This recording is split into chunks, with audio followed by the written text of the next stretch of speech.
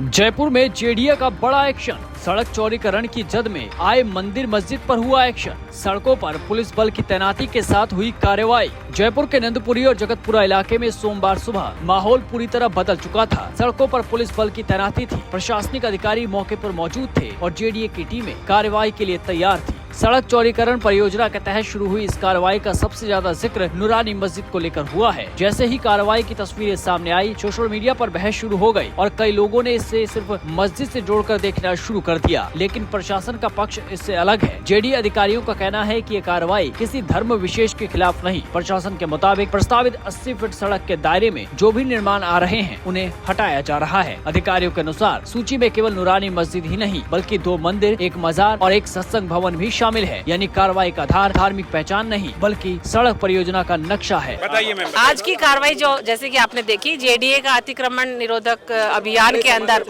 सब पुलिस जो है वो कानून व्यवस्था ड्यूटी के लिए यहाँ पे उपस्थित थे, क्योंकि इसमें प्रशासन, मीडिया और पब्लिक का सबका पूरा सहयोग रहा, जिससे ये कार्रवाई शांतिपूर्वक संपन्न हुई।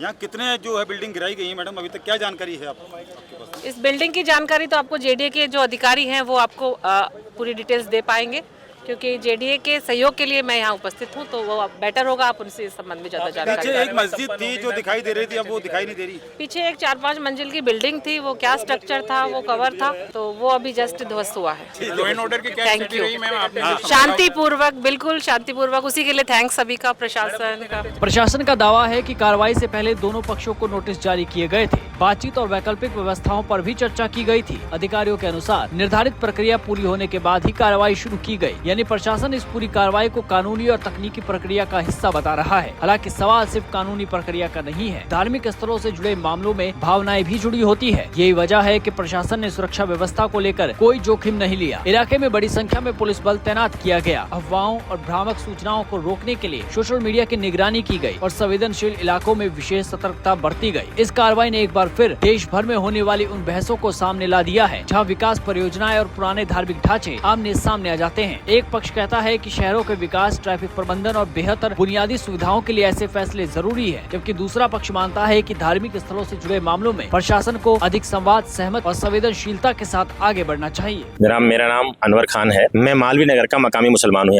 हमने 1981 में जमीन खरीद करके इस मस्जिद का तामीर की थी। उसके बाद हमने इसको 1988 में वक्त में रजिस्ट्रेशन करवा दिया, कलेक्टर साहब के यहाँ इंदराज करवा दिया। जेडीए में जो नियमन का राशि होती है वो हमने जमा करा दी। हमने मस्जिद प्लॉट खरीद के बनाई है, किसी भी प्रकार से अवैध रूप से कहीं भी किसी रोड की या किसी जमीन पर अतिक्रमण नहीं किया। हमारे द्वारा जब जमीन खरीदी गई तो हमारे प्लॉट में 30 फुट रोड दर्शाया गया था और यहाँ पर ये पगडंडी कच्चा रास्ता था, कोई पक्का रोड भी नहीं हुआ करता था उस जमाने में। बाद में इन्होंने इस रोड को 80 फीट बता करके और अवैध रूप से लोगों के निर्माण कार्य बगल में जो हुए थे उनको तोड़ दिया। हमें किसी प्रकार का कोई नोटिस नहीं दिया गया, जबकि सुप्रीम कोर्ट की गाइडलाइन ये कहती है कि सभी पक्षों को सुना जाएगा, कोई भी अवैध अतिक्रमण वगैरह हटाया जाएगा तो और 15 दिन का नोटिस दिया जाएगा और जवाब का अवसर दिया जाएगा। जवाब के लिए हमें पर्याप्त अवसर होने के बाद अगर हम संतुष्टि नहीं कर पाते हैं जेडीए को या किसी नगर निगम वगैरह को, तब दोस्तीकरण कार्रवाई की जाएगी। ये एक तरफा कार्रवाई अंजाम दी जा रही है। दिलचस्प बात यह है कि इस पूरे मामले में चर्चा सबसे ज्यादा नूरानी मस्जिद को लेकर हुई, जबकि प्रशासनिक रिकॉर्ड में अन्य धार्मिक ढांचे भी कार्रवाई की सूची में शामिल बताए जा रहे हैं। यही वजह है कि प्रशासन बार बार स्पष्ट कह रहा है कि कार्रवाई को किसी एक समुदाय या धर्म के नजरिए से नहीं देखना चाहिए। सरकारी अधिकारियों का कहना है कि सड़क परियोजना पूरी होने के बाद इस इलाके में ट्रैफिक दबाव कम होगा और लोगों को बेहतर यातायात सुविधा मिलेगी। ऐसे में ये मामला केवल धर्म का नहीं बल्कि विकास परियोजना और उसके प्रभाव का बन जाता है। अब देखना होगा कि इस कार्रवाई के बाद उठ रहे सवालों और चिंताओं का समाधान प्रशासन किस तरह करता है।